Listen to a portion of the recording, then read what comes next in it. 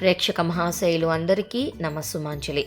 Welcome to Sri Crazy YouTube channel. Karthika Mahapuranam 26వ రోజు పారాయణం 21వ అధ్యాయం. విష్ణుగణాలు చెప్పిందంతా విని విస్మృత చేష్టుడు విస్మయ రూపుడు అయిన ధర్మదత్తుడు పునః వారికి దండవత్గా ప్రణమాచరించి, ఓ విష్ణు స్వరూపులారా, ఈ జనానికమంతా అనేకనాక క్రతు వ్రతదానాల చేత ఆ కమలనాభుడిని సేవించుకుంటూ ఉన్నారు. వాటి అన్నిటిలోనూ ఏ ఒక్క దానిని ఆచరించడం వలన విష్ణువుకు అత్యంతమైన ప్రీతి కలుగుతుందో, దేని వలన విష్ణు సాక్షాత్కారం లభిస్తుందో దానిని సెలవీయండి అని వేడుకొన్న మీదట విష్ణుగణాలు అతనిని ఇలా సమాధానపరచసాగాయి. పాపరహితుడైన బ్రాహ్మణుడా, నీవడిగిన ప్రశ్నకు ఇతిహాసపూర్వకమైన సమాధానాన్ని చెబుతాను, విను. పూర్వం కాంచీపురాన్ని చోళుడు అనే రాజు పరిపాలించేవాడు. అతని పేరు మీదనే ఆ ప్రాంతమంతా చోళదేశంగా ప్రఖ్యాతి వహించాయి. ధర్మపాలనకు పెట్టింది పేరైన ఆ రాజు విష్ణుప్రీతికై అనేక యజ్ఞాలను నిర్వర్తించాడు. అతని యజ్ఞాలకై నిర్మించబడిన బంగారుపు యూప స్తంభాలతో తామ్రపర్ణి నది యొక్క 2 తీరాలు కూడా కుబేరోద్యానవనంలా చైత్ర రథాల వలె ప్రకాశించేవి. వంటి రాజు ఒకనాడు అనంతశయనమనే పేర యోగ నిద్రా ముంద్రితుడై ఉండే విష్ణువాలయానికి వెళ్ళి మణిమౌక్తిక స్వర్ణ పుష్పాదులతో ఆ శ్రీవారిని అర్చించి సాష్టాంగ దండ ప్రణామాలు ఆచరించి స్థిమితంగా అక్కడే శ్రీవారి సన్నిధిలోనే కూర్చున్నాడు. అంతలోనే విష్ణుదాసుడనే బ్రాహ్మణుడొకడు విష్ణువార్చనార్థమై ఆ ఆలయానికి వచ్చాడు. విష్ణు సూక్తాన్ని పఠిస్తూ అతడా విష్ణు సంజ్ఞను అభిషేకించి తులసి దళాలతోనూ గుత్తులతోనూ విష్ణు పూజను నిర్వహించాడు. అది చూసిన రాజుకు కోపం వచ్చింది. ఆ కోపంలో తాను ధర్మవేత్తవై కూడా అవతలి వ్యక్తి యొక్క బ్రాహ్మణాభితాజత్వాన్ని విస్మరించి, ఓ విష్ణుదాసుడా, నేను మణిమాణిక్యాలతోనూ బంగారు పువ్వులతోనూ చేసిన నా పూజ వలన ప్రకాశమానవుడైన ఆ ప్రభువును నీ తులసి పూజతో ఎందుకు కప్పివేశావురా? నేనెంతో భక్తితో ఆచరించిన పూజనిలా పాడు చేశావంటే అసలు నీకు విష్ణుభక్తి అంటే ఏంటో తెలుసా అని చేదరించుకున్నాడు. ఆ మాటకు ఆ బాపుడికి కూడా కోపం వచ్చింది. అవతలి వ్యక్తి రాజు అనే గౌరవాన్ని కూడా అతిక్రమించి, ఓ రాజా, నీకు దైవభక్తి లేదు సరికదా? రాజైశ్వర్యవంతుడివై ఉన్నావు. విష్ణు ప్రీత్యర్థం నీచే ఆచరించబడిన యజ్ఞం ఏదైనా ఒక్కటి ఉంటే చెప్పు అని ఎదిరించాడు. అతని మాటలకు అవహేళనగా నవ్వుతూ, నీ మాటల వలన నీవే విష్ణుభక్తి శూన్యుడవని తెలుస్తూ ఉంది. ధనహీనుడవు దరిద్రవుడు అయినా నీకు భక్తి ఎలా కలుగుతుంది? అసలు నీవెప్పుడైనా విష్ణుప్రీతిగా ఒక్క యజ్ఞాన్ని చేశావా? కనీసం ఒక దేవాలయాన్ని కట్టించావా? ఏమీ చేయలేని వాడైన నీకు భక్తుడవనే అహంకారం మాత్రం అధికంగా ఉంది. ఓ సదస్యులారా, సద్బ్రాహ్మణులారా, శ్రద్ధాళువై వినండి. నేను విష్ణు సాక్షాత్కారాన్ని పొందుతాను. ఈ బ్రాహ్మణుడే విష్ణు సాక్షాత్కారాన్ని పొందుతాడో నిదానించి చూడండి. అంతటితో మా ఇద్దరిలో భక్తి ఎటువంటిదో మీకే తెలుస్తుంది అని ప్రతిజ్ఞాపూర్వకంగా పలికి చోళుడు స్వగృహానికి వెళ్ళి మద్గులుడు అనే మునిని ఆచార్యునిగా వరించి విష్ణు సాత్ర యాగాన్ని పూనుకున్నాడు. బహుకాలం పూర్వం గయాక్షేత్రంలో ఋషి సముదాయాల చేత చేయబడినది. అన్నదానాలు అనేక దక్షిణలతో సామాన్యులకు ఆచరించ సాధ్యం కానిది, సర్వ సమృద్ధిమంతమైనది అయిన ఆ యజ్ఞాన్ని చేయసాగాడు రాజు.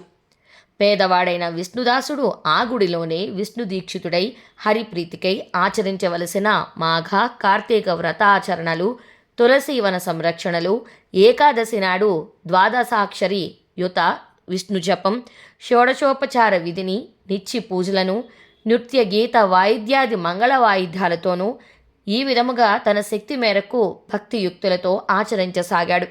నిత్యము సర్వవేళల్లోనూ భోజనాది సమయాల్లోనూ సంచారమందు తుదకు నిద్రలో కూడా హరినామస్మరణ చేస్తూ ప్రత్యేకించి మాఘ కార్తీక మాసాలలో విశేష నియమాలని ఆచరిస్తూ ఉన్నాడు. ఆ విధంగా భక్తులైన చోళ విష్ణుదాసులిద్దరూ కూడా తమ సర్వేంద్రియ వ్యాపారాలను వ్రతనిష్టలోనే నిలిపి విష్ణు సాక్షాత్కారం ప్రాప్తి కోసం చాలా కాలం తమ వ్రతాలను ఆచరిస్తూనే ఉండిపోయారు. 21వ అధ్యాయం సమాప్తం. 22వ అధ్యాయం. కాలం గడుస్తూ ఉండగా ఒకనాటి సాయంకాలం విష్ణుదాసుడు వండుకున్న భోజనాన్ని ఎవరో కాజేసుకుని వెళ్ళిపోయారు. ఆ దొంగలించిన వాళ్ళెవరా అనే విషయాన్ని విష్ణుదాసుడు పెద్దగా విచారణ చేయలేదు. కానీ పునః వంట ప్రయత్నాలు చేద్దామంటే సాయంకాల పూజకు సమయం మించిపోతుండడం వలన ఆ రోజున భోజనం లేకుండానే విష్ణు పూజలో గడిపివేశాడు. మరునాడు కూడా వంట చేసుకుని శ్రీహరికి నివేదించే లోపలే ఎవరో ఆ వంటకాలను అపహరించుకుపోయారు. విష్ణు పూజకు వేళైపోతుందనే ఆలోచనలతో ఆ రోజు కూడా ఆ బ్రాహ్మణుడు అభోజనంగానే హరిసేవను కొనసాగించాడు. ఇలా వారం రోజులు గడిచాయి. ప్రతిరోజు అతని భోజనాన్ని ఎవరో అతి చాకచక్యంగా దొంగిలిస్తూనే ఉన్నారు. అతను పస్తులుంటూ కూడా హరిసేవ చేస్తూనే ఉన్నాడు.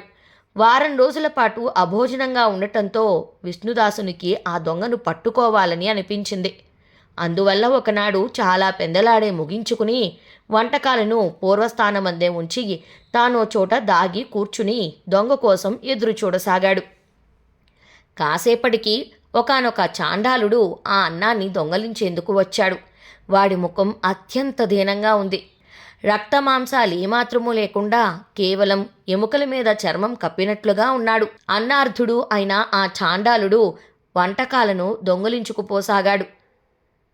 అతని దైన్య హైన్య స్థితిని చూసి అప్పటికే కరుణాభరితుడైన హృదయంతో ఉన్న బ్రాహ్మణుడు, ఓ మహాత్మా, కాసేపు ఆగవయ్యా, ఆ అన్నాన్ని అలా వట్టిగా తినడం కష్టం, ఈ నేతిని కూడా పట్టుకెళ్ళు అంటూ నేతి జురితో సహా అతని వెంటపడ్డాడు.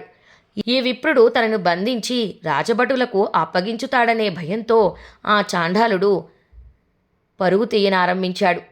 ఈ పారుడు కూడా ఆ చోరిని వెనకాలే పరిగెడుతూ, అయ్యా, నెయ్యి తీసుకుని వెళ్ళి కలుపుకొని తినవయ్యా స్వామి అని అరుస్తూనే ఉన్నాడు. అసలే అలసటగా ఉన్న చాండాలుడు భయం వలన నేల మీద పడి మూర్ఛపోయాడు. అతనిని వెన్నంటి వచ్చిన విష్ణుదాసుడు, అయ్యో, మూర్ఛపోయావా మహాత్మా అంటూ తన పై వస్త్రంతో ఆ చాండాలుడికి విసరసాగాడు. ఆ సేవ వలన అతి శీఘ్రంగా కోలుకున్న ఆ చాండాలుడు చిరునవ్వు నవ్వుతూ లేచాడు.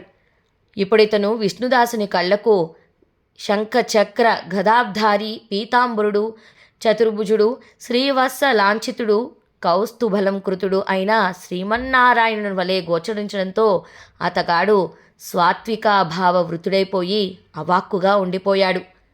ఈ భక్త భగవానుల సంగమ దర్శనార్థం ఇంద్రాదులెందరూ విమానారుడులై ఆ ప్రాంతాలకు వచ్చారు. విష్ణువు మీద, విష్ణుదాసుడి మీద కూడా విరివాన కురిపించారు. అప్సరసలు ఆడారు, గంధర్వులు పాడారు. దేవగణాల వందలాది విమానాలతో ఆకాశం నిండిపోయినట్లనిపించింది. అనంతరం ఆదినారాయణుడు విష్ణుదాసుని గుర్చి కౌగులించుకున్నాడు. తన సారూప్యాన్ని ప్రసాదించి తనతో బాటే తన విమానం ఎక్కించుకుని వైకుంఠానికి బయలుదేరాడు. యజ్ఞవాటికలో ఉన్న చోళుడు గగనగాములైన బ్రాహ్మణ జనకులిద్దరినీ చూసి ఆశ్చర్యపోయాడు. తక్షణమే తన ఆచార్యుని పిలిచి, ముదర్గముని, నాతో వాదమాడిన ఆ నిరుపేద విప్రుడు విష్ణు రూపాన్ని పొంది వైకుంఠానికి వెళ్ళిపోతున్నాడు. అమితాశ్వర్యవంతుడైన నేను అసాధ్యాలైన యజ్ఞ దానాలను చేస్తూ కూడా విష్ణు సాక్షాత్కారాన్ని పొందలేకపోయానంటే ఇక వైకుంఠం ఆ సంగతమే కదా. నేను ఎన్ని యజ్ఞాలు చేసినా, బ్రాహ్మణులు కోరినంత దక్షిణలు సమర్పించినా కూడా ఆ శ్రీహరికి నా మీద లేసమైన కృప కలిగినట్లు లేదు. దీనిని బట్టి కేవలం భక్తే తప్ప విష్ణువానుగ్రహంకి మరో మార్గం లేదు.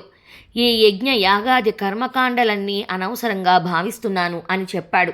బాల్యం నుంచి యజ్ఞదీక్షలోనే ఉండటం వలన నిస్సంతుడువైన ఆ రాజు తన సింహాసనం మీద తన మేనలుడికి స్వయంగా పట్టాభిషేకం చేశాడు. ఆ కారణం చేతనే ఇప్పటి వరకు కూడా చోళదేశంలో రాజ్యాధికారాన్ని పొందడంలో రాజుల మేనల్లుళ్లే కర్తలవుతూ ఉన్నారు. అనంతరం చోళుడు యజ్ఞ హోమగుండం దగ్గరకు చేరి, ఓ శ్రీహరి, త్రికరణ శుద్ధిగా నీ అందలి భక్తిని నా యందు సుస్థిరం చేయి తండ్రి అని ప్రార్థించి సమస్త సదస్యులందరూ చూడగానే అగ్నిప్రవేశమాచరించాడు. అది చూసి క్రుద్ధుడైన ముద్గలుడు తన శిఖను పెరకివేసుకున్నాడు. అది మొదలు ఆ గోత్రమీనాటికి విశిఖగానే వర్ధిల్లుతోంది. హోమగుండంలో ప్రవేశించిన రాజును అందులోని అగ్ని నుంచి ఆవిర్భవించిన శ్రీహరి ఆదుకున్నాడు. చోళుణ్ణి ఆలింగనం చేసుకుని అతనికి సారూప్యాన్ని అనుగ్రహించి అక్కడి వారందరూ ఆశ్చర్యంగా చూస్తుండగానే తనతో వైకుంఠానికి తీసుకుని వెళ్ళిపోయాడు. ఓ ధర్మదత్త, అలనాడే ఈ విధముగా ఆ శ్రీహరి అటు విష్ణుదాసుని ఇటు చోళుణ్ణి కూడా అనుగ్రహించి సాక్షాత్కారమిచ్చి తన వైకుంఠ ద్వారపాలకులుగా చేసుకున్నాడు కాబట్టి, ఓ విప్రుడా, విష్ణువానుగ్రహానికి విష్ణు సాక్షాత్కారానికి రెండు విధాలుగా ఉన్న ఒకే ఒక్క మార్గం భక్తి మాత్రమే. ఆ మార్గాలు రెండు, ఒకటి అజ్ఞానం, రెండవది ఆత్మార్పణం అని ధర్మదత్తునికి బోధించి విష్ణు పార్షదులు మౌనం వహించారు. 22వ అధ్యాయం సమాప్తం.